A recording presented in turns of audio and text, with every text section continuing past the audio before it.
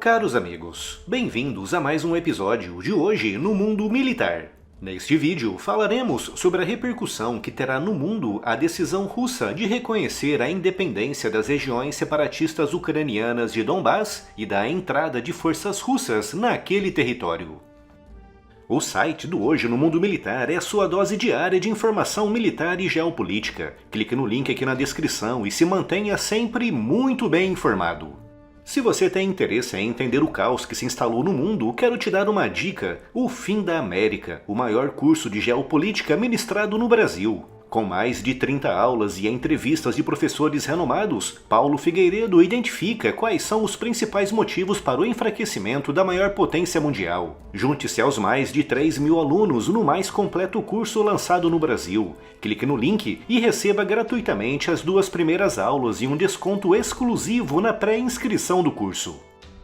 Ontem, 21 de fevereiro, o mundo foi sacudido pela decisão do presidente Vladimir Putin de reconhecer a independência das regiões separatistas ucranianas de Donetsk e Lugansk, rasgando completamente o Tratado de Minsk de 2015 e ordenando a entrada de forças russas em território ucraniano com o pretexto de garantir a paz.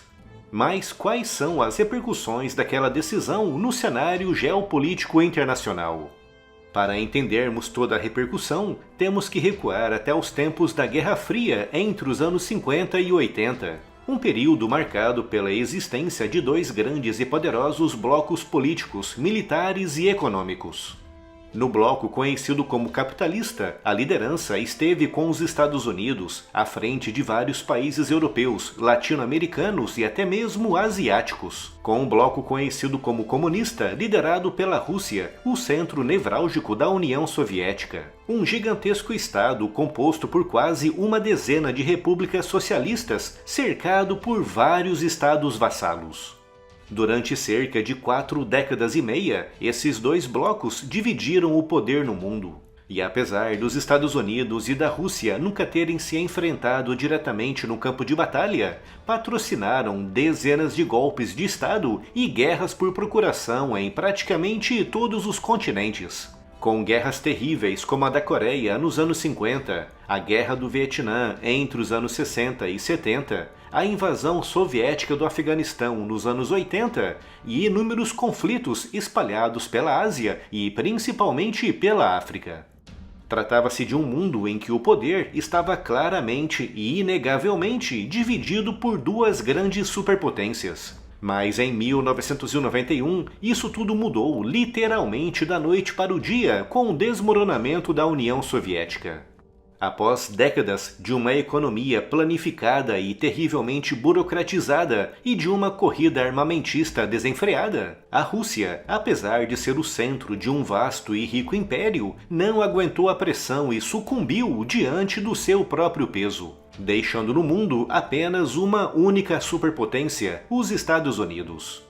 Nos anos 90 e até princípios do século XXI, a única grande potência mundial foi os Estados Unidos, tanto a nível econômico como também militar.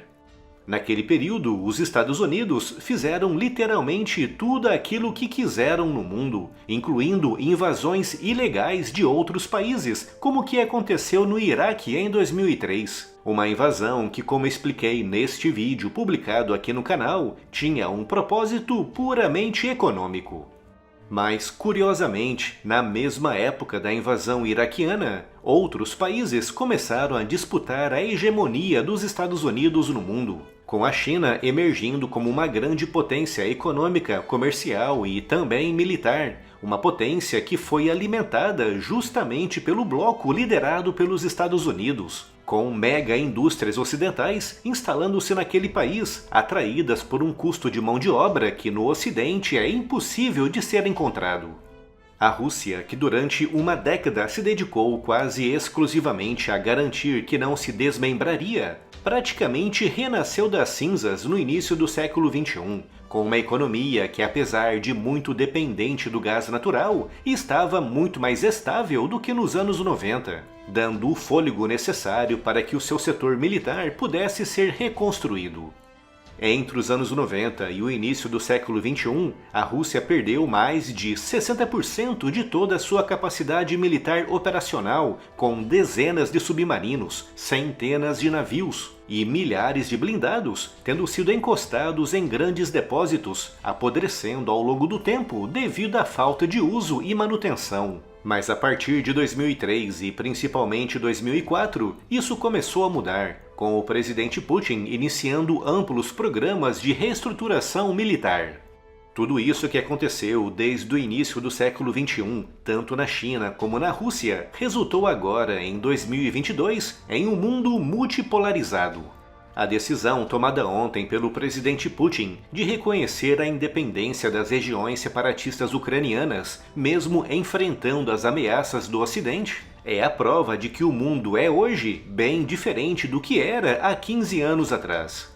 O nosso planeta já não tem apenas uma única e hegemônica superpotência, mas sim três, com a Rússia e a China estendendo as suas influências pelo leste europeu e pela Ásia-Pacífico. Em termos de equilíbrio de poder, o mundo de hoje está muito parecido ao que era nos anos 60 e 70. E assim como aconteceu naquela época, com inúmeras guerras por procuração espalhadas pelo mundo como consequência de disputas internacionais por poder, hoje voltamos a enfrentar esse risco, agora na Ucrânia, mas quem sabe em breve também em Taiwan e em outras regiões do Mar do Sul da China. E se gostou do vídeo e se quer incentivar o canal, não se esqueça